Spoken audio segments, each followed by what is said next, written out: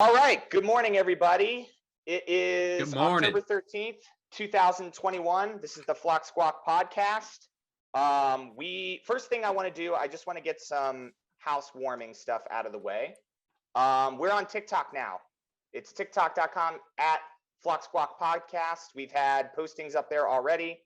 We've gotten a lot of positive feedback for the TikTok. So keep your eyes out for that. We're going to have content that could possibly be done every single day if we have the ability to do it.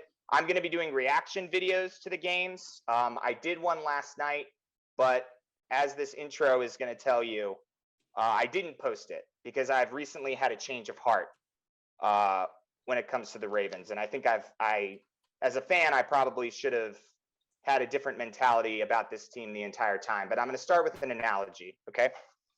It's October, so I figured we'd have a good Halloween analogy. The movie Halloween Kills is out right now in theaters and on Paramount Plus. And basically, if you don't know anything about the Halloween series, it's just a group of people in a town who are trying to kill a supernatural being in Michael Myers, right? So I saw a preview for this movie, and I'm thinking to myself, like, how many Halloween movies have there been, and how many times have they actually killed this motherfucker? You know what I mean? The first Halloween movie came out in 1978, and Jamie Lee Curtis, who plays Laurie, is still at 70 years old, trying to bring down this supernatural threat that has been terrorizing her and the people that she's loved for 5 decades now. I'm willing to say it. The Baltimore Ravens, the 2021 Baltimore Ravens, might be the Michael Myers of the league. I'm going to read a stat to you real fast that Jamison Henley provided. If you don't know, he's the beat writer for ESPN for the Baltimore Ravens. So here we go. Here's what he writes in one of his articles. To say the Ravens have defied the odds doesn't do Baltimore's comebacks justice unless you exactly point out the disheartening odds. Week 2 against the Kansas City Chiefs, the Chiefs had a 91.6% win probability after the Ravens punted the ball trailing 35-24 with 3:14 left in the third quarter. We know how that game ends. Baltimore wins 36-35. Okay, that's pretty amazing, right? The Lions, the following week, had a 99.9% win probability when the Ravens faced a 4th and 16 and a 17-16 deficit with 26 seconds remaining. Baltimore wins 19-17 on a 66-yard field goal attempt. Supernatural in itself. The Colts on Monday night had a 98.4% win probability after the Ravens fell behind 25-9 with 12 minutes left in the game. Baltimore wins the game in overtime. Okay. We're going to start with Chad first, and then we're going to go to Brad because you both were at this game. And if you go to the TikTok that we have up, you can see pictures of Hollywood catching the touchdown in the end zone. Beautifully captured. Brad, you look so ecstatic. Hey, what's up, buddy? They scored. Everybody. It's inspiring to watch. So Chad, Yes. Thoughts on the game last night? Thoughts on whether or not this Ravens team feels like something that is historic in its own right and is downright spooky and supernatural. Go ahead, take it away. Yeah. Well, first off, I love your Halloween analogy there. Thank you. Yeah. I thought it was apt. Yeah. I really did. I really feel bad for Lori. She has a dickhead of an older brother, and he just keeps on coming back for him. And she's like gray at this point. Yeah, but it's her fault following through, right? Well, yeah. I mean, if you had a brother like that, you'd probably grow some gray hair pretty quick too. Damn. Absolutely. 30 years of being trying to get killed by your older brother. What can you do? But yeah, that's like Lamar Jackson and the Baltimore Ravens. Michael Myers. You think you kill him, but then you don't kill him. You gotta go. Comes out. And that's the worst. That's the worst part of the scary movies. You're like screaming at the screen. Go make sure he's dead. Go up there and give him a little double tap to the forehead. Double tap to the forehead. They never do it. They never double tap Lamar and the Ravens. And they keep on coming back from these crazy. We should not be winning these games. It's just blowing my mind. Like, it's, I mean, that's pretty cool. I haven't looked at the percentages yet. I've seen the like charts over the last couple games of like the win probability, and then it like just like Bitcoin just drops straight down. Right. In the last seconds, just because the Ravens have been pulling off these miraculous things. And say what you, I mean, I don't know what else you can say. I mean, it's it's miracles. I don't know what, I mean. Go ahead. Yeah, no, I'm just saying, like, fourth quarter of this game, the only way we could have won, and we were sitting up in the stands, and for whatever reason, we still had faith, was like, we need to score 2 touchdowns, get 2-point conversions, and we got to make sure they don't score a field goal, because our defense wasn't going to stop them from getting into field goal range. Like, our defense couldn't stop shit. No. And that's exactly what happened, man. Mark Andrews, touchdown, 2-point conversion. Mark Andrews, got it. They go down quick as hell, get in field goal range. We block the field goal. Then we get the ball. Slow down real quick. Mark Andrews, touchdown. Mark Andrews, 2-point conversion. They go right back down, get in field goal range. Miss the field goal. And we're just like, what is going on? Like, it just, like I said in earlier podcasts, this team is, when you're not, good teams find a way to win when you're not supposed to win. And we have done that 3 out of the 5 times we've played this year. We're only 5 games in, and we're making these I know how at every 5 or every decade, the Ravens media team like gives a list of the best Baltimore Ravens games. And I bet you 3 of these games will be on that top 10 list after this season. And we're still only 5 games in. It doesn't make sense that we're winning these games. And I can only contribute it to good coaching. And, well, more like faith. Like, I don't know, because our coaching is, I mean, up until the fourth quarter, it seemed like our coaching was trash. Yeah. We're going to talk about that a little bit too, because I have some, I made a Facebook post that in hindsight probably didn't look very well, when the third miraculous comeback has happened with this team. I made a post earlier in the game before the fourth quarter that I'm not exactly proud of, and I'll run through that a little bit later when we talk about the play calling. Yeah, if the games keep on going like this, I'm going to look like Jamie Lee Curtis by the end of the season. Bro, and it's like, should I, because normally I have a very bad habit of drinking energy drinks throughout the day. Hey, and listen, by the way, this is a PSA. Don't drink energy drinks unless it's Celsius. Unless Celsius it's Jaeger. okay. I can't even smell a freaking energy drink without getting sick.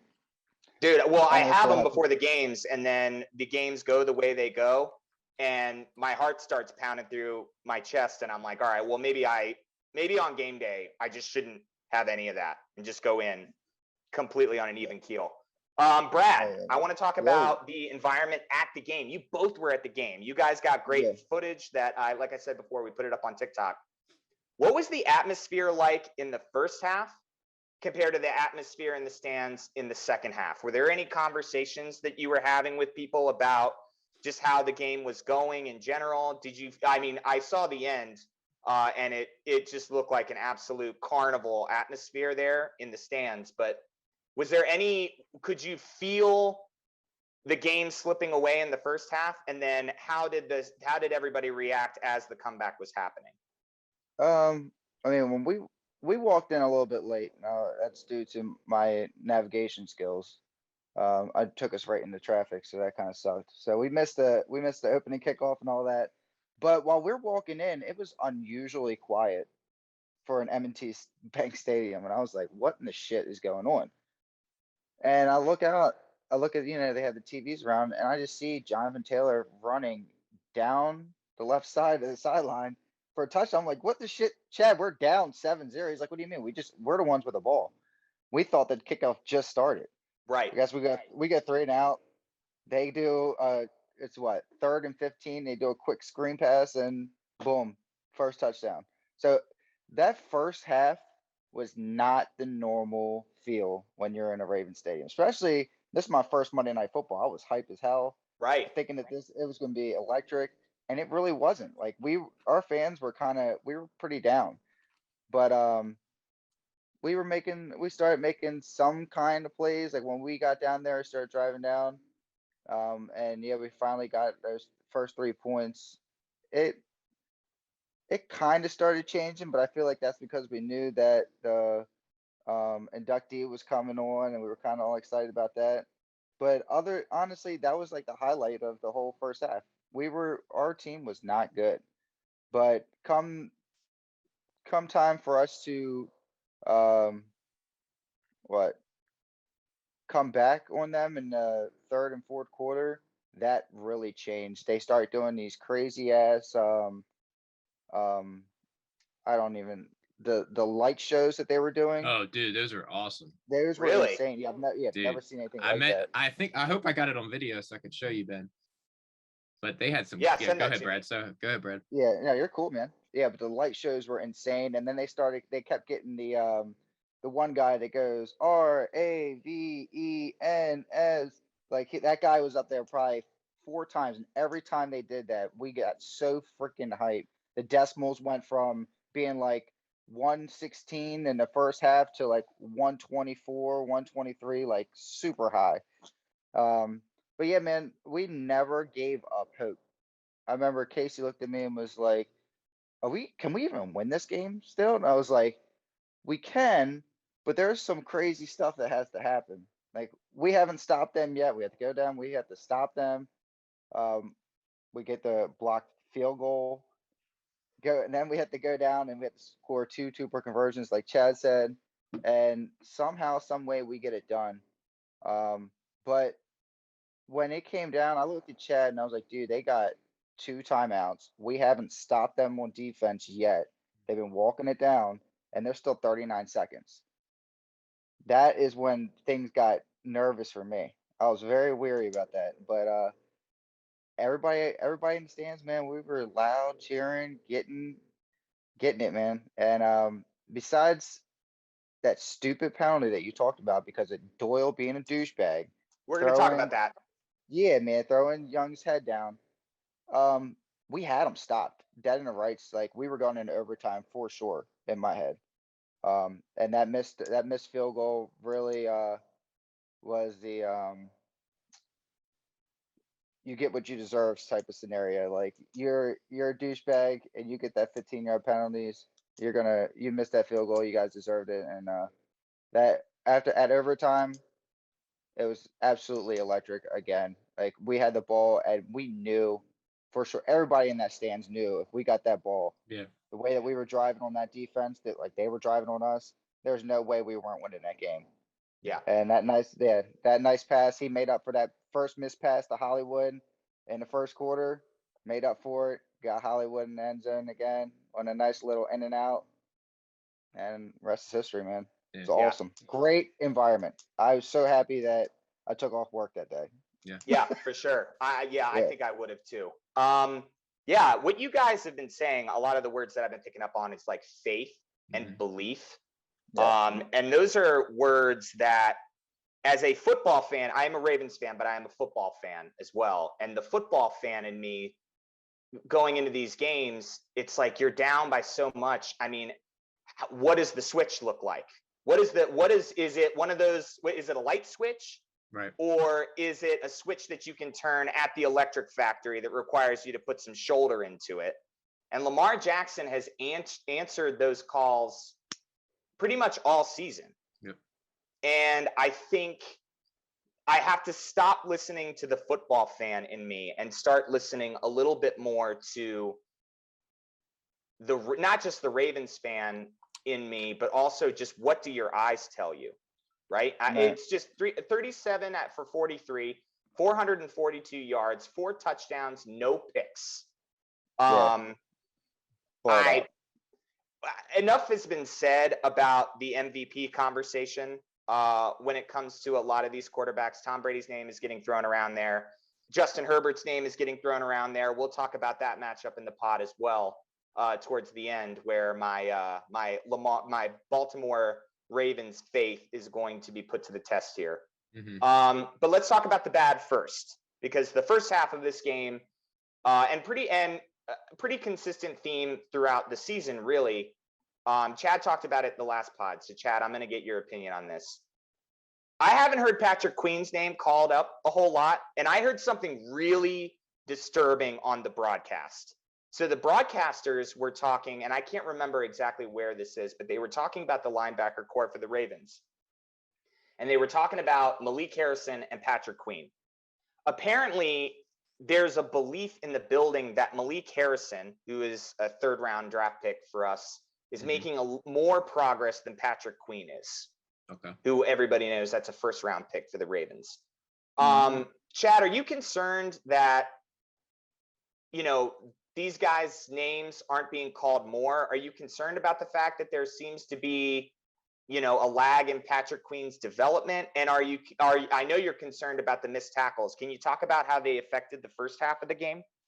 Yeah, I mean, they allowed the Colts to, jump up ahead of us like that. And I mean, the only positive defensive play was when Owe got that strip sack. Yep. And that was one of the defining moments of the game that you later see in the rest of the game, is because if they score like they had been, that they would have been up 14-0 right there versus 7. And maybe that would have later down in the game, that would have been a 3-score game versus a 16-point game. So, but yeah, I mean, not seeing Patrick Queen, our high draft pick, or Harris tackling along with the whole team is very concerning. I was telling Brad the whole game, I was like, we haven't had every play that the Colts are every play on offense is not less than 4 yards. Like, it was always 4 yards or more. And I'm just like, they rarely had a third down. And when they did get a third down, it was like cake. Like, there was, there was just defining moments in the game that kept us within that 16-point reach, which if that wasn't the case, we had no chance, because we could not stop them on defense. No. Missed tackles. I don't understand it. Like, and it reminds me of Lamar's MVP season, where we just got, I think it was like the 4th or 5th game, we just got blown out by the Browns. And then week 4. And then Eric DeCosta basically revamped the whole defense. He eventually traded for Marcus Peters.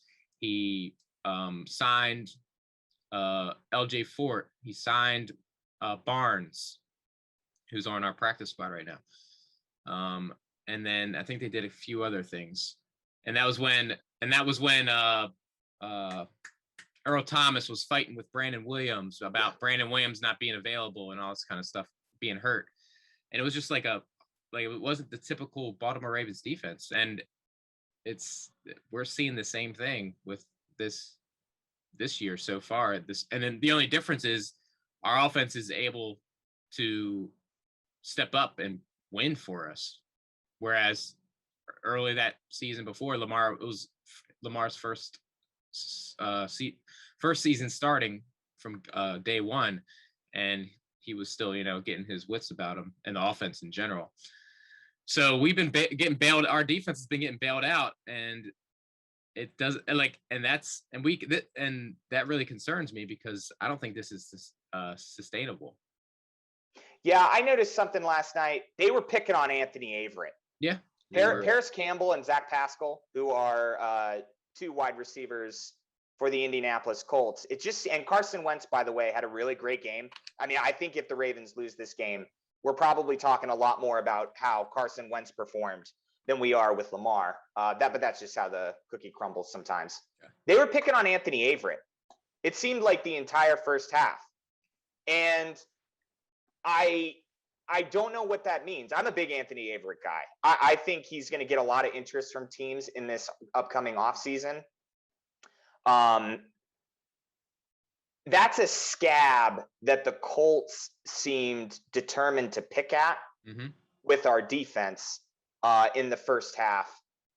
And I don't know. They have the Chargers next week, and if you think that the Colts can throw the ball, wait till you see Justin Herbert throw it.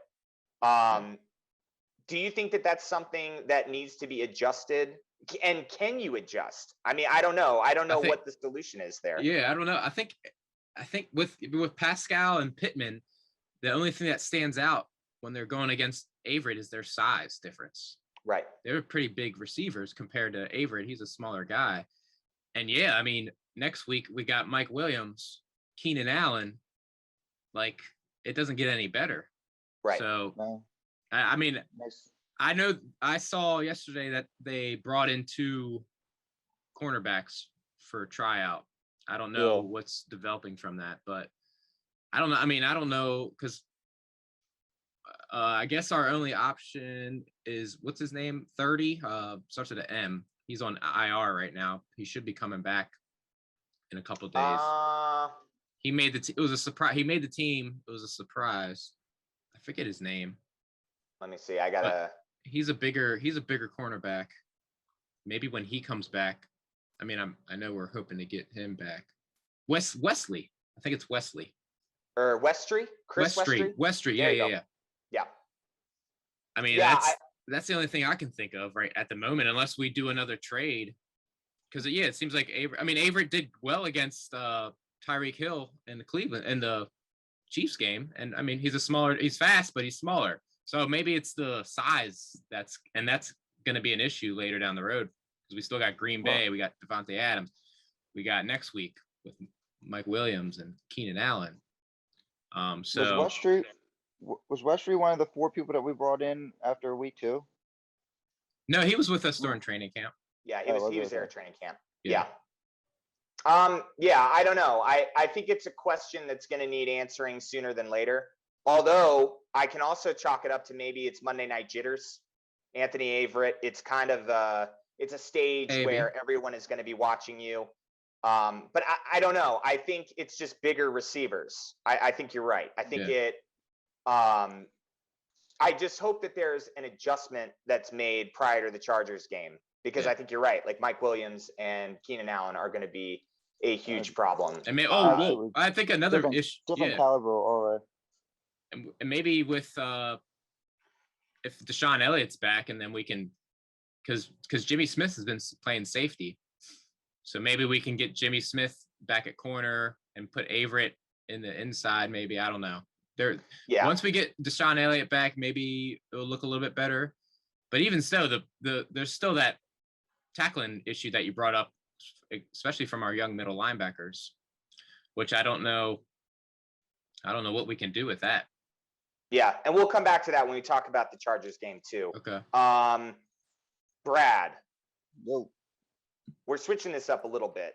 But let's talk about the run game. The run game has been pretty non-existent for the past 2 weeks. All right, 2 or 3 weeks. 3 weeks, yeah. Up to Detroit. Yeah, right. So I think it's because teams are sort of just saying, okay, like the Ravens want to run the ball. We don't really believe 100% that Lamar Jackson can provide victories for them passing, even though there's a litany of examples where that just doesn't seem to be the case.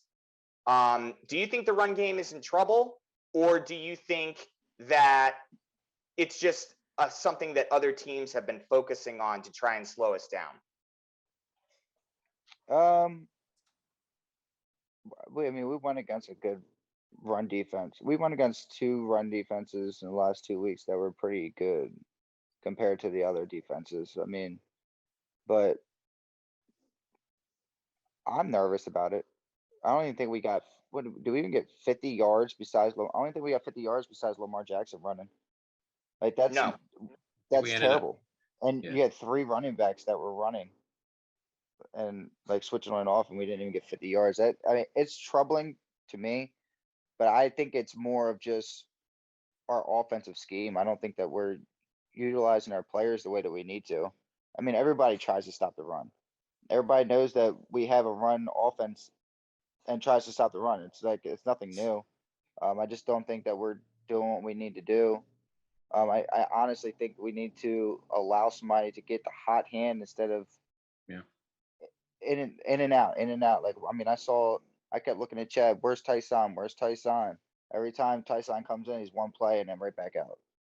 Right. Every time Murray's in. Only time that they actually stayed in for a long period of time to actually get reps was when we were driving and they wanted to do hurry up offense that they couldn't substitute. And even still, they were more just in for pass protection and they weren't even doing anything. Like on that last drive, which I mean, I'm all for. That last drive they had Freeman in, and Freeman got like 3 catches for like 30 yards and was tearing it up on like little dump downs, which I don't understand why we don't utilize our running backs in the first place as pass catchers more often. Mhm. Yeah, You know what I'm saying? Devonta Like Freeman that, looked great on those final yeah, drives. Like he was moving the absolutely. ball really well. I Yeah, think he only had 3 catches, but they were 3 catches that mattered. yeah, absolutely. And Tyson had a catch too, and his one catch was for 7 yards for a first down. Right. And the exact same thing. It was a little dump down pass. It's like you gotta be able to. And we used to complain all the time. It's funny because we used to complain about Flacco. He was always just doing the check down, check down, check down. Now I feel like we don't even do it enough. Now I'm complaining. I want the check down. You know what I'm saying? I need it. Our running Well, I backs have to thought, be able to be runners and receivers. yeah, I think, but Lamar's passing the ball so well downfield. It's No, he kind is. of, I mean, He even is. outside, the big criticism for him was he couldn't hit guys outside the numbers. I saw him hit Mark Andrews for like a 29-yard pass down the sideline Mhm. there, and Mark Andrews is like double tapping his feet because he thinks that he's close to being out of bounds. Mm-hmm. And I Right. swear he had 6 feet in. He ended up tapping his feet like 6 times before because I think he thought he was closer to the sideline than maybe he realized. He got the 2 feet down, and then he realized like, oh man, I could take like 4 more steps and be in by a mile. Right. So, but and some of the play calls, I hate when we do quarterback rollouts on the 3-yard line now. I think that works in 2019. I don't think it Yeah. works in 2021 because defenders are setting the edge and they're setting contain. And that's where the fumble occurred when they almost took it back for a touchdown. Yeah. But it got called back. I actually like that call. Forward lateral. The fumble It was stands. it was a forward lateral. Was it? I mean, He It was. tosses it at the 24-yard line, and because of the momentum, the guy did not actually obtain the ball until the 25. So Correct. Gotcha. technically, yes, it was a forward lateral, Even though it but did look like it. Yeah. the man definitely threw it backwards. He threw and it straight backwards, to his side. yeah. It was just because of the momentum of him running is when he caught the ball a yard ahead. Right. That's what ended up happening. Yeah, and he was falling forward, so Yeah, but honestly, who gives a shit? I would have rather them got the damn touchdown because that was 3.5 minutes that were taken off the clock, and they went and scored a touchdown anyways. Yeah, true. Yeah, So, it I was mean, actually screw it didn't benefit us. It could it. because our defense just Yeah. couldn't stop them. So Right. Yeah. for whatever fucking reason. I'm done with the bad. I'm ready to move on with the good and the great from this game, because there was lots of it, as we talked about earlier. Lamar Jackson had the best game of his career last night. I feel like I said that last week, and then he just finds ways to surprise me. Like we said before, 37 of 43, 442 yards, 4 touchdowns, 0 interceptions. Unbelievable. He had a 140.5 passer rating, which, if you know anything about passer rating, I think, correct me if I'm wrong here, but a 150.6 is a perfect score. Good Okay. question. QBR passer, I don't know. Don't quote me on that, but I know it's up in the 150s. Chad, we'll go to you for this. What did you? I wrote a note in my book here while I was watching the game. The note was impressed with the up-tempo offense. We don't really see the Ravens run a whole lot of up-tempo style. This is the first game where I really saw them running to the line, getting there quickly, and connecting on passes that Lamar needed to make. Rashad Bateman is still not in the lineup. Mm-hmm. Still, it's shocking to me. what does it say about Lamar that he's able to pull off these performances? And what does it say for our receiving core? Because I think, we've had way less drop balls here recently. It seems like everyone's on the money when it comes to catching. Do you see the pass game evolving any further? I don't think it could get much better than this, unless you say it starts earlier. Yeah. Well, yeah. I mean, it's the 2-minute offense is a product of the situation of the game, and it was a necessity in this game. That's why, and the Ravens don't normally play from behind like that. So, especially during the time we've had Lamar as our quarterback. So this is one of the few times that we've actually had to implement it, and it worked perfectly. Like those last three touchdown drives, we were down in the red zone in like a minute or so. It was crazy. Yeah. So that's why, and I'm very confident based off Monday night's game that we can do that for now on if the time comes. And the receivers, yeah, they did. There were no drop passes. They were open. Lamar was hitting them. He only had 6 incompletions. Yeah, crazy to think about. 6 incompletions on 43 attempts.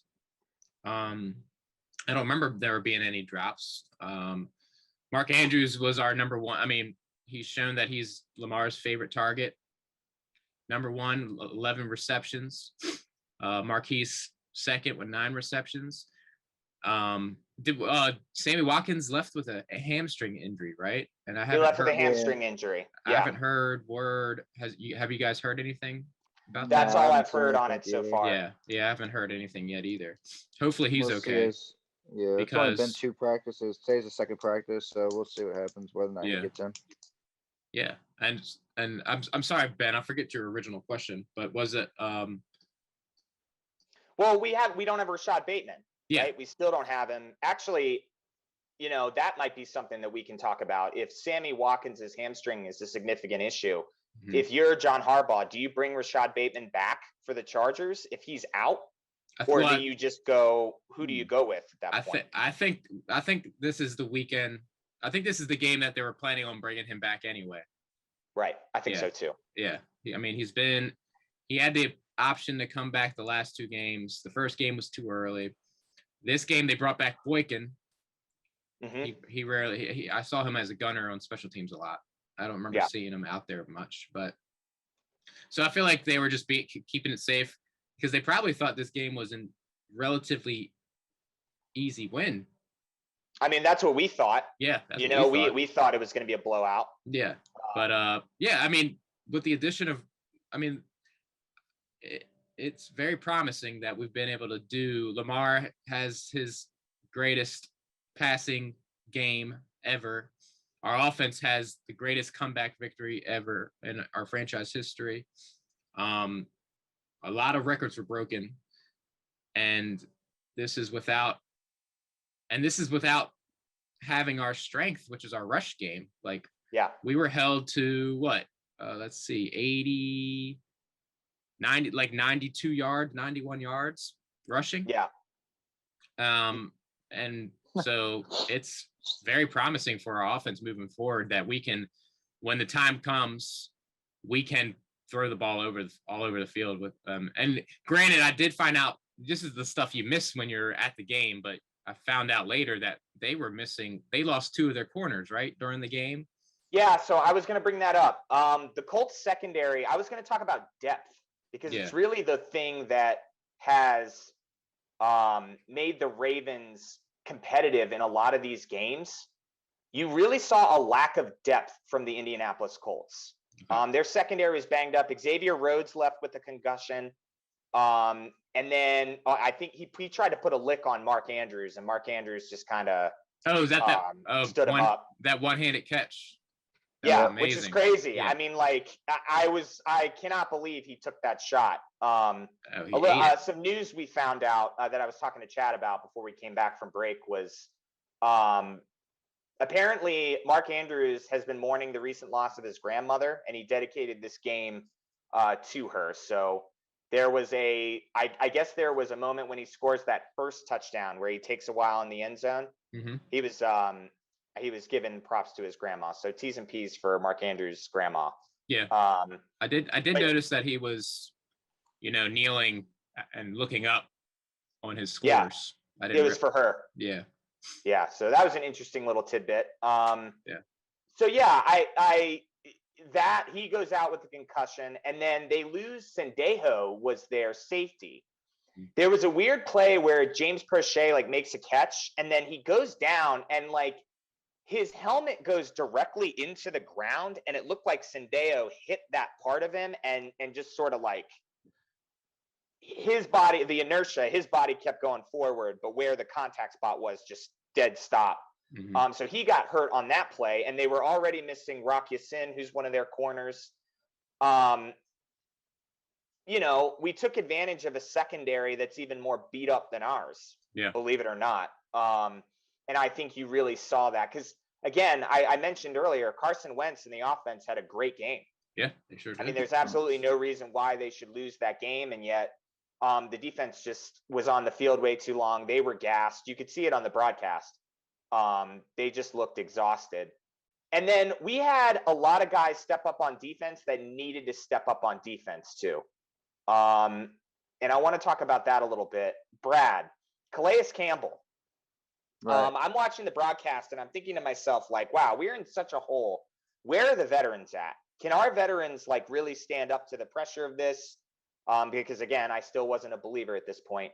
How big is it having Calais Campbell on the line, especially with all the injuries that we have on the defensive front? It's 6'8" big. Right, big. Yeah, it's huge. It's definitely huge. But yeah, I mean, he really made his moment when he got that I think it was a third and 5, 3rd and 7, broke through and got the got the running back in the backfield, which set up that field goal that he turns around and then makes the next play on. He sidestep and swim moves the lineman and gets through and gets his paw up. I mean, the dude is 6'8", so I'm reaching up right now, 5'9" on a good day. Reaching up, I'm probably maybe 7.5 feet, maybe 7 feet that I'm touching. So just imagine how high his paw is reaching. And with the hurt kicker too. Yeah, hurt kicker, yeah. But we either way, we didn't know that either. That guy broke through. But yeah, I mean that's why they had. Remember they threw that they threw the punter in on that first missed field goal that we had Humphreys offsides, and then Blankenship came in and kicked it. He actually missed that field goal, and that was the punter that came in and kicked for him. I originally thought it was because he was he couldn't find his helmet or whatever, because that's what the guy in front of us said. Yeah, that's the guy said. Yeah. But I'm assuming maybe he just didn't think that he had the power to hit it from that deep with his injury. I'm not sure exactly what happened, but yeah, I don't think no matter what, I don't think any kicker, because you're only 7 yards back off the line, I don't think any kicker was getting that ball over his hand at all. Yeah.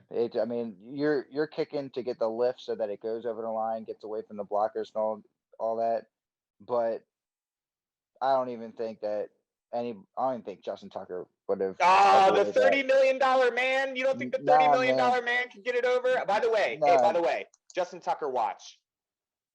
Week 5 had the most field goals missed of any week in NFL history. Yep. Yeah. So with that being said, can I get a $2.25 million bump? No bump.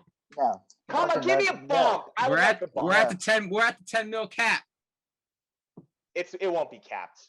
I have 12. I have 3 more months to get that number up to 30 million, and damn it, I'm gonna do it. And every time I see a stat about kicking, I'm just gonna be like, the $30 million man could do it. There's a theory out there that says the field goal kick that he kicked to win the game, right? This is prior to overtime. There's a theory out there that he shanked it to the left to avoid Calais Campbell. to try and get the ball a little further and tuck it into that left-hand side. So that was the theory on that. I don't know if that's necessarily true or not. But it was a game where a lot of things needed to go right. Oh, by the way, the $30 million man, he wins coin tosses too. Yeah. Just his presence alone out there. I think that was a power move by the Ravens. I think they sent Justin Tucker out because they're like, hey, to start, if we get the ball, by the way, we have the greatest field goal kicker in the history of this sport. So we're going to send him out to remind you. Yeah, exactly. That if we get the ball, and they didn't need it. As soon as they won the toss, I'm like, they're going to go get down and get a touchdown. The Colts are gassed. Everyone knew that. The Colts knew that. They were fine. Yeah. But hey, honestly, I hate to say it because I mean, obviously, I love the Ravens. Whoever won that toss was going down and getting a touchdown. Straight facts. I would say whoever won that toss scores, but I wouldn't say Colts get a touchdown. I would say they would at least have gotten a field goal, but no way. That the only reason they went and had to kick a field goal was to try and win the game. Yeah. Number one is because they had 39 seconds left. And I'm sorry, I love the Ravens, but they had 39 seconds left and they were playing for the field goal. If they were playing for the end zone, they were hitting the end zone. Yeah. It was just the way the game was You're going. probably right. I'm glad we won that. I'm glad we won that toss. Yeah, I thought it was a toss we had to win because otherwise I was going to have a heart attack. I didn't even have one anyways. Yeah. Let's do some side notes. Jack Doyle's a scumbag, right? Yep. I mean, Tavon Young was having an absolutely phenomenal game. I mean, he was some of these blitzes where he was coming. I was like, oh my gosh, he's the fastest guy on earth. Yeah. Got a couple of sacks, and then there's a play towards the end. I guess a lot of people. I want to get your guys' opinion on this. Like, it's not a football play. It's a football play in the sense that you're trying to get a penalty on the other guy, but it's not the play is over and he spikes the guy's helmet into the ground. And then Tavon, basically pushes him. Jack Doyle flops. You know what I mean? Like, give me a break. That guy is gigantic. And if you think Tavon Young is pushing him 6 yards across the field, you're high as a kite, right? Yeah, for sure. So I guess quick answer, Jack Doyle's a scumbag, right? Yeah. Yes. Yeah, I mean, Adam Sandler tried to reveal this 25, 30 years ago. He showed you that the Doyles were douchebag family of bullies, and yet they let their younger cousin get into the damn NFL, and you expect him not to be a bully. John and Greg, don't listen to this podcast. I was gonna say we have a buddy named John who I was gonna have as a guest star on this, but now I think we'll just have to cancel him because the Doyle doesn't rule. Adam Sandler, Billy Madison, where's he at, man? Shit. But no, that's a dickhead move, man. Yeah. The fact that the refs, we have instant replay. Why not go back and see? And offset the penalties because their broadcasters are like, oh well, it's always the second guy, and it's like, man, what a bunch of crap. Like, there's a reason why, and a lot of people are saying, oh well, Tavon, you just got to keep your cool there. You got to keep your cool there, and it's like, dude, have you ever had your head spiked into the ground? Yeah. When you're not expecting it, what's he supposed to do? Yeah. Get up and say, oh. It seems like Doyle did it on. I mean, it was a calculated move on his part. They were looking for a retaliation to get some extra penalty yards, and it worked out. Yeah, because they would have just get sacked again. Probably. Yeah, it was 3rd and 15. It was a screen pass, I believe, that got blown up or to a receiver or something. Yeah, and I guess you could look at that and be like, well, he's just trying to get the yards, but it's like it's not a football play. It isn't. No, I get it. You're not wrong. You're definitely. I mean, the refs have their hand in literally everything else in the game. Why not allow them to sit there and, like you said, offset that penalty and say, hey, this guy was a douchebag. He's just retaliating. It's a no call. Play the game and just warn the players, hey, this happens again. 15-yard penalty. Right. Or Yeah. or you just give them both a strike. Like, I mean, obviously you get 2 personal fouls, you're out of the game now. So give them their 1 strike and let them know, hey, it happens again, you guys are out. Yeah. I'll be But curious don't to see if there's a penalize the fine other that comes team for down some from shit. that too. Yeah. Sorry, I Brad, mean, go we'll ahead. see. No, you're cool. We'll see what happens. I mean, I don't know. Did you guys see it's off script here, but the Giants game where Tony punched a dude in the helmet? I don't Yeah. even know if I don't even know if he got suspended or anything for that. He So I got- don't even know what the. He got ejected, but yeah, they haven't. Yeah. They don't do penalties until I guess today maybe. Yeah. Okay. And they've got a lot on their plate with the John Gruden stuff and True. him Oh. talk about a scumbag, right? Like, Yeah, I have my thoughts on that. facts. Hey, I before haven't we even get looked out of into here, that. I want to cover the Chargers game real fast because this is a game where Yeah. we were talking about faith and we were talking about belief, and I believe that it is going to be tested this Very much so. upcoming Sunday at M&T Bank at 10 o'clock. Oh, actually, no, I'm sorry. I'm stuck on my time zone. It's going to be 1 in Arizona the time, afternoon man. Eastern time. Yeah. I can't wait till daylight savings time though, because like when we get on this podcast, I'm going to be coming on later. I'll get an hour of sleep. Woo. Yeah. So let's talk about this matchup real quick. The matchup predictor on ESPN has Baltimore 58.7%, according to ESPN's Football Power Index. The spread right now is Baltimore -3. The over-under is 51.5 points, and the money line is -160 for the Ravens and +140 for the Chargers.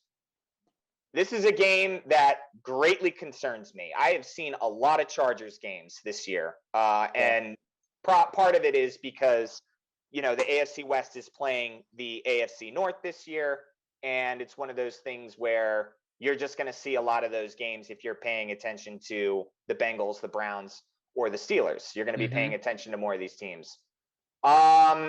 We did picks last time. Obviously, we won the game, so we all get points for that. And we all predicted the Ravens scoring 30 points at least. I just don't think that we expected Indianapolis to hang up as many points. But I'll be honest with you, if Chuck Clark doesn't come inside on that 74-yard catch and touchdown to Jonathan Taylor, we might be having a different discussion. Tackling angles, man. Our angles are off. Yeah, it's a wrong. I mean, and I think Jonathan Taylor's a beast too. I mean, I know that the Ravens struggled running or stopping the run, but look at their backfield too. Give the Colts some credit. Yeah. We'll start with Chad. What do you think about this game, man? I have some stats here. I'm worried about Justin Herbert. I'm worried about Keenan Allen, and I'm worried about Mike Williams. Yeah. What do you think about this game? And then give me your pick. Yeah, this has been one of the games that I've been really looking forward to. Two of the top young QBs in the league going at it. We're at home, so that's awesome. That's a little plus for us. They have to come all the way across from West Coast to East Coast for a 1:00 game. That's always a little benefit for us when we're playing on our time zone against a West Coast team at that early in the day. Yeah, I mean, I think we'll win, but I think it's going to be a good game. I think it's going to come down to the wire because our defense can't stop anybody. Seems like their defense can't stop anybody. So it's going to be a high-scoring game, and I'm really excited for it. I've been looking forward to this game for a while. I would say, yeah, Justin Herbert and their play-action pass deep balls, man. He just rolls out like he's on his rolls, man. One of the touchdown passes last week to Mike Williams, he rolls out like 15 yards behind the line of scrimmage to the left or right, and he just throws bombs. And Mike Williams he's a big dude, but he has some speed. And if Averett's playing the way he played last week, and we don't have Deshaun Elliott back, I think they're gonna have a few on us. But the way Lamar is playing, and I think we're gonna have a few on them as well. So it's gonna be a high-scoring game. Both defenses aren't playing well, but I'm gonna take Ravens 38-31. 38-36. 38-36. Yeah, I think it's going to be a shootout too. Brad, what do you think? Yeah, I'll take the over on that, and I'd say, oh, I say we put up 42 points, Okay. 42-40. 42-40. Another 2-point Yikes. game. But Okay. yeah, it's gonna be a high scoring game. Like you said, we can't stop them. I don't think they can stop us. I just watched them this last game with Cleveland. Cleveland literally had their way with them. Granted, their running backs are a different caliber. They have the best running game in the league right now, or second best running game in the league right now. They literally have two starters, between Hunt and Chubbs rushing, and I think Chubbs had 150, 160 yards yesterday. Yeah, 161 Sunday. Yeah, Yeah. unbelievable. Both of them, I think, multiple touchdowns. If not, I know Kareem Hunt had 2 touchdowns because I was playing against them in fantasy. But we're definitely playing a different caliber team. When it comes to quarterbacks, he is the best quarterback we've played, obviously, since Pat Mahomes. The only difference there is different caliber receivers. When it comes to the Chiefs, all they had was Hill and Kelsey. We shut down Hill with the man over the top. And then all they had was Kelsey and then their backups, number 2, number 3, number 4 receivers. With this, which we have to do, the only thing that I can figure out is, I mean, if these 2 people that we just brought in don't work out for us and we have Averett out there by himself, is we got to put a man over the top again at all times, basically shut down just one of their receivers. And I'm saying definitely Williams, because Williams has 6 touchdowns already this year, which is awesome for him. Sucks for us. But if we don't have Humphreys on him going one-on-one, then we got to put Averett on him with help over the top at all times to take him completely out of the game, like we did Tyreek Hill, and then just make Humphreys earn his paycheck against Keenan Allen on the other side. Yeah. And it's definitely a different caliber. And then we got, not to mention, one of the best receiving running backs in a league in Eckler, who scored 3 touchdowns this past week against the Browns. So it's just dangerous all around with the way that Herbert's playing. His 1,500 yards. I think he has a passer rating of like 104, 13 touchdowns, only 3 picks. So I mean, the man looks fucking good. So we'll see what happens. As a Raven fan, I'm going to say we pull it out, but it's going to be a big test for us on our defense again. Yeah. As long as our offense plays the way that we played Monday night, I don't even care if we don't get a rushing game down, if he's passing the way he was. I mean, Lamar Jackson, like, he's had a career night. So hopefully he can have another career night or day on Sunday. Yeah, he's certainly in the MVP conversation. I truly believe that, and I think Justin Herbert is too. If you're concerned about the Ravens tackling, you should be concerned about Austin Eckler. Yeah, absolutely. I have seen enough evidence. He's been on the Pat McAfee show, and where they talk about some of the workout routines that he does, and the guy is just he's a freak of nature running back. So watch out for that. Just a few quick numbers that I'll throw at you real fast. Points per game, Chargers have the edge. Points allowed per game, the Chargers allow 23.2 points. We allow 23.4. So it's pretty much the same defense here. Yeah. They're allowing 157 rush yards per game. And I think, we talked about Nick Chubb and Kareem Hunt and how that ends up working out. I think that's just an outlier there. We're still holding teams under 100 yards rushing. If you're a betting man and you are just you're an NFL fan and you want to put a bet on a game, the Chargers +3 here would be very, very tempting to do. Mm-hmm. However, if you believe that the Baltimore Ravens are the Michael Myerses of the league, I think it's safe to assume that this game can be a shutout and the Ravens can pull it off. I have I also have the over. I think you should hammer the over if you're betting this game. Mm-hmm. I have the Ravens winning 33-27. And I have this pick strictly because we've been talking about belief and we have been talking about the faith in this team that we have is the major theme here. And that's just what I'm going to start doing from now on. I'm just going to start. The NFL fan in me is going to push to the side, and the Baltimore Ravens, Lamar Jackson, defense, everything fan in me is going to take center stage next weekend. I'm really looking forward to that game. It's the best 10 o'clock game in the lineup, except, maybe Green Bay, Chicago, because it's Bears week for them. But this is the game. And I don't think they're going to flex it either, because actually the afternoon games, let's see. I just want to check these real quick. Yeah. The afternoon games, Las Vegas at Denver, they're not going to flex that one out because they want to see what this team looks like without John Gruden at the helm. By the way, side note, the guy taking over for the Raiders, his name is Rich Bisaccia. If that doesn't sound like something you pick up at the deli at your local grocery store, dude, like, I need a cheese tonight for my spread. What should I get? How about some Rich Bisaccia? It's like a plant or something. I love that guy's name. That does sound like a cheese. It does. It really does. I love that name. And then Dallas at New England. They're not going to flex that game out. And then Seattle at Pittsburgh is probably going to be a good game too, because we want to see what Seattle looks like without Russ. And if Pittsburgh's win last week was just an aberration. And then Buffalo, Tennessee is your Monday night game. So this is the best game on the slate. I've got 33-27 Ravens, and that's based strictly on faith.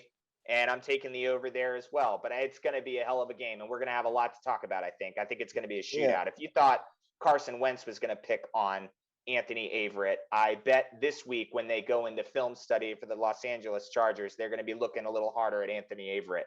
If our coaching staff don't get that figured out, then all eyes are on the coaching staff because, you saw what happened to him with Carson Wentz isn't that bad of a quarterback. He wasn't that bad when he was at the Eagles, but right. Herbert's a lot better. Yeah. So if you don't get that figured out, that's on the coaching 100%. Yeah. I think the difference is hopefully we have Deshaun back. That way we can, Yeah, we got Ferguson back. Well, you saw that Kevin Zeitler was questionable, right? Kevin Zeitler. No. Yeah, or the offensive lineman. Right guard. Yeah, he's questionable now. He didn't play? He played, but he's where's the full ESPN has this really great thing where they go through like the full injury list. I'll pull it up real fast. But what's up with I know Stanley might come back. What's up with Ty Phillips? I haven't heard news on that just yet. Let me see if I can pull up. I think it's this one. So we won't start hearing about that until later. Just because the game was Monday, they usually take a break on Thursday, and then they come back Wednesday, Thursday talking about injuries and stuff. So we probably won't. You probably hear more after the podcast. Our podcast is done. Yeah, for sure. And by the way, Ben Cleveland, they say that his knee injury isn't as bad. He'll be back in, they say, 3 weeks. Yeah, they put him on IR. So 3 or 4 weeks. Yeah. So there you go. Okay, I think it's time to get out of here. Great pod today, boys. Brad, Chad, it's always great hearing from you. Like I said in the beginning of the pod, we have a TikTok now, so keep your eyes out for content on that. Flock Squawk Twitter, of course. You can always interact with us on there, especially during game day. I'm going to be putting out reaction videos to the game, and they're going to be much more measured than they were. I have a tendency to get a little animated. Chad, I'll send you some of those. Cool. Anything else before we take off, boys? I do. I was looking at this team stats. I wonder if Chargers are the worst run defense. They have given up the most rushing yards so far. I wonder if we get back to the rushing game like we did against Kansas City, because that's the last time we had a significant rushing game. And I wonder if we take that route this game where we, focus more on the rushing game, because we haven't done anything the last 3 weeks with our rush game. So right. I wonder if they attack that, a little bit. Depends Right. on what our defense allows us to do. True. Yep. Yeah, And that's don't true. miss tackles against Austin Eckler. I'm telling you, you're going to see a lot of that on Bro, Sunday. That's my I prediction. am starting Eckler 100% against the Baltimore Ravens. I don't know if I'd start him. I mean, Well, I'd start. would definitely I'd start start if you him. got if you got Ron Jones, I'd start him over Philly. That's my hot Ron take of the day. Jones. Yeah, for Tampa Bay, they're playing Philadelphia next week, and I don't know. I think he's just going to go off. I have Yeah. He's going to have suspicion. He's going to have his first good game. No way, dude. Giovanni Bernard's back. He's back on. He's Oh, back true. on the back burner. He's Yeah, back that's on the true. back burner, man. Okay, They got Giovanni Bernard for a reason. Hey, there's nothing like ending the podcast on a bad take, right? So, all right, boys, I think we're done here. Thank you so much for listening to all the people who listen out there. And like I said, you're going to see a lot more content from us as the week progresses, and we'll be back on Monday for the Chargers, or actually, no, Tuesday. Tuesday. Yep. We're doing Tuesday. We'll be back to recap that game. Have a great rest of your week and a good weekend up until game day. Brad, Chad, good seeing you. Good stuff, man. You too, bro. Good stuff. Go Have a good Ravens, day. man. Another crazy win.